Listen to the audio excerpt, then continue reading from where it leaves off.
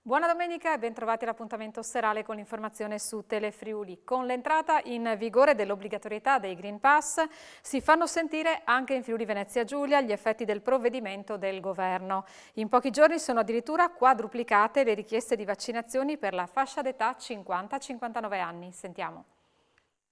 L'effetto dell'obbligatorietà del Green Pass introdotta dal governo nei giorni scorsi per il mondo del lavoro si fa sentire sulle prenotazioni per il vaccino anche in Friuli Venezia Giulia. Le richieste, che mercoledì 15 erano 1649, sono state 2624 giovedì e 4719 venerdì 17. Relativamente alla categoria tra i 50 e i 59 anni, nel dettaglio si è passati dalle 264 richieste di prenotazione di mercoledì alle 1069 di venerdì.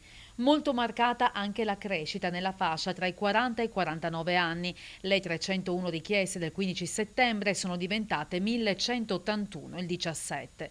Stessa tendenza anche nella categoria tra i 30 e i 39 anni, con una triplicazione di richieste di prenotazioni dalle 348 di mercoledì alle 592 del giorno successivo fino alle 995 di 2 giorni fa.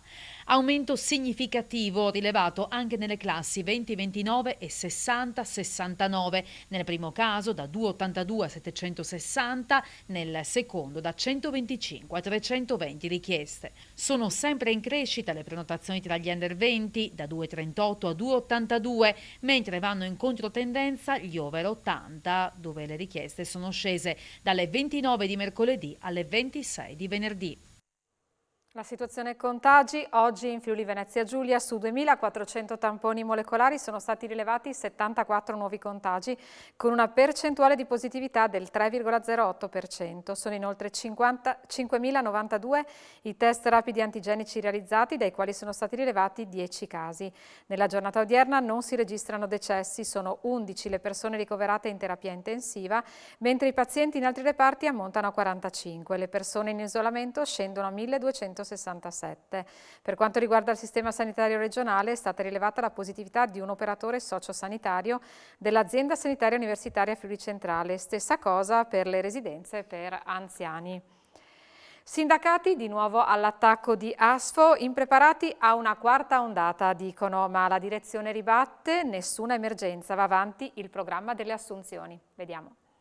Non si ferma la polemica tra sindacati di categoria e l'azienda sanitaria del Friuli occidentale. Nuovo capitolo è rappresentato da una nota di ieri di RSU, FPGGL, CISL FP, UIL FPL e Nursind, nella quale le sigle sindacali affermano che davanti a un'eventuale quarta ondata pandemica la direzione dell'ASFO si farà trovare nuovamente impreparata, sottolineando una serie di problemi legati al personale sanitario e agli operatori socio-sanitari. I firmatari sostengono che diversi dipendenti si stiano licenziando per i disagi cui sarebbero costretti. La dura replica di Asfo non si è fatta attendere ed è arrivata oggi, sempre attraverso una nota attraverso la quale sono rigettate totalmente le accuse gratuite, si legge, e non rispondenti al vero riportate da alcune sigle sindacali. Asfo sostiene che si tratterebbe di critiche che potrebbero apparentemente essere finalizzate a sfruttare il momento elettorale. Chiude spiegando che non c'è alcuna emergenza sanitaria e che si sta gradualmente ma regolarmente realizzando il programma di assunzioni del 2021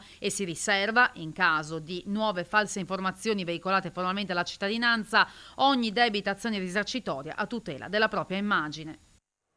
A pochi giorni dall'avvio dell'anno scolastico, Cobas e PAS scendono in piazza domani a Udine e Trieste per dire no a DAD, classi pollaio e Green Pass obbligatorio.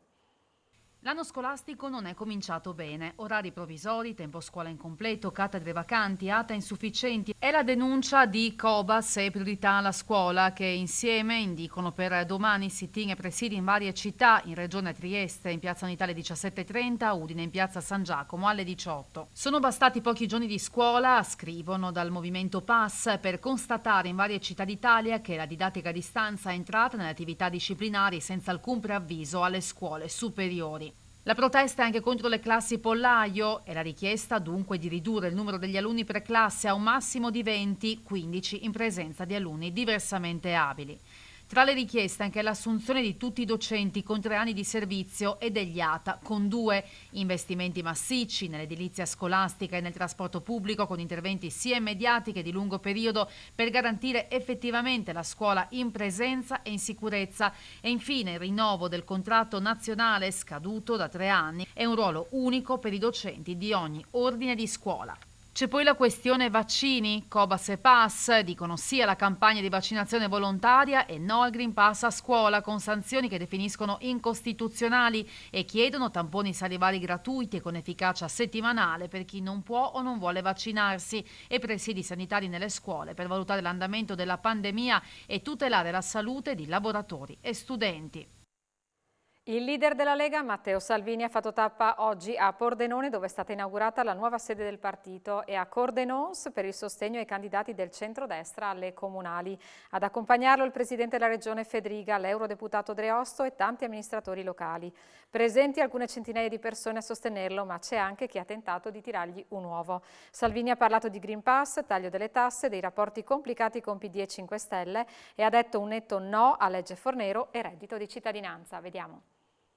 Noi ci stiamo impegnando per garantire diritto alla salute per i milioni di italiani che hanno scelto liberamente di vaccinarli, io fra loro e li ringrazio, ma dobbiamo garantire diritto al lavoro, alla scuola, alla vita, al volontariato, all'esistenza anche per altri milioni di italiani, quindi tenere insieme salute e lavoro. Chiediamo a Draghi di mantenere l'impegno preso quando è nato questo governo, nessun aumento di tasse. Quindi non è pensabile nessun aumento dell'IMU, non è pensabile il ritorno alla legge Fornero e noi chiediamo subito, ma già nei prossimi giorni, un intervento del governo per togliere almeno una parte delle tasse sulle bollette della luce e del gas, perché rincari del 40% per famiglie, negozianti e imprenditori non sono pensabili. Pensiamo che il reddito di cittadinanza, che così com'è evidentemente non funziona, costa 8 miliardi.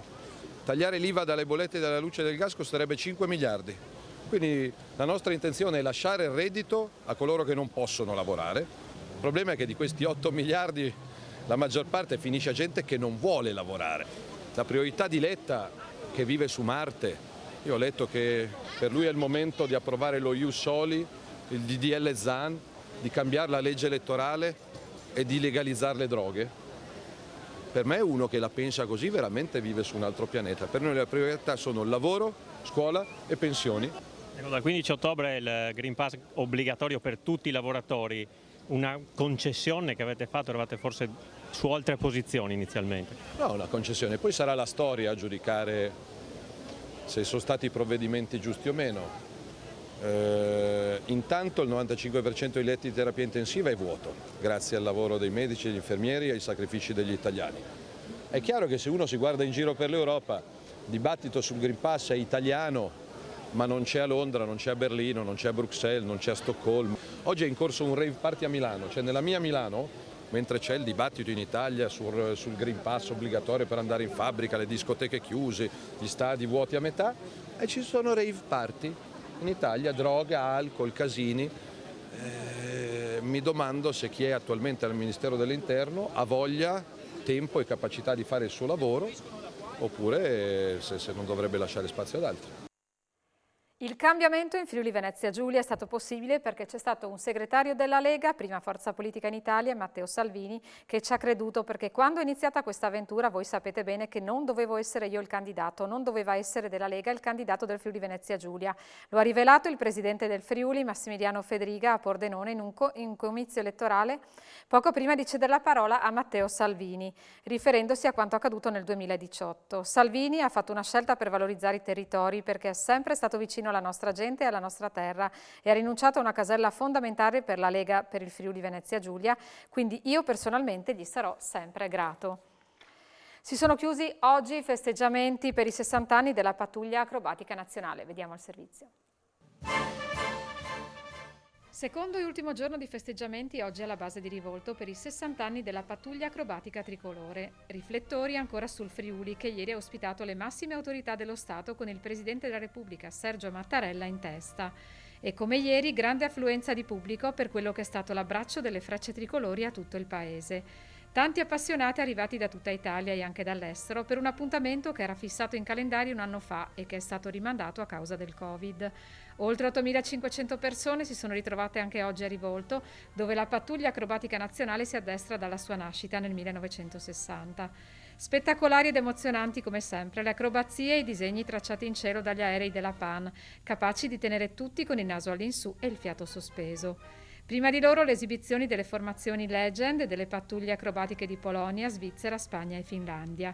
Alle 18 il clou della giornata con la discesa in pista della PAN, per il momento più atteso della giornata. Siamo al calcio, la quarta giornata di Serie A si chiuderà domani con il posticipo Udinese-Napoli. Gotti recupera Larsen e deve sciogliere i ballottaggi in mediana tra Aslan e Makengo e in attacco tra Pussetto e Pereira. Sentiamo.